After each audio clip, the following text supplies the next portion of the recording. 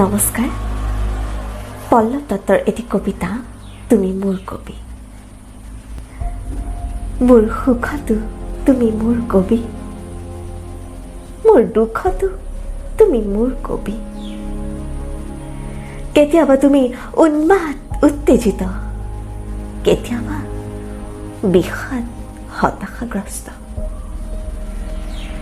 মোৰ যেতিয়াই মন যায় মই তোমাৰ কবিতা পঢ়ো, আনকি অপ্ৰেম অসন্তুষ্টিৰ অপ্ৰিয়বোৰো।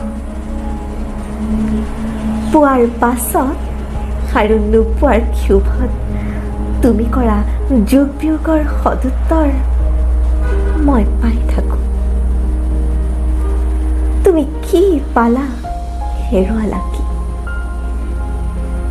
তুমি যেতিয়া প্ৰেম হেৰুৱাই অথবা কুটি থাকোঁতে নিসংগতাই আটাইবোৰ কবিতা ফালি জ্বলাই দিয়া, মই তেতিয়া তোমাৰ কবিতা পঢ়ো।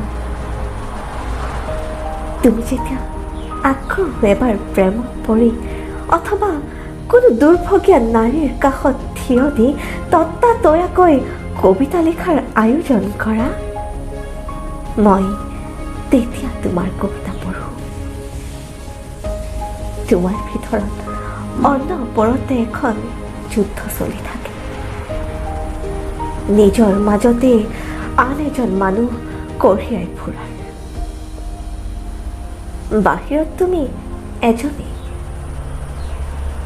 ওঠত পিন্ধি থকা অনিশ্চিত সুখৰ হাঁহি। ধন্যবাদ।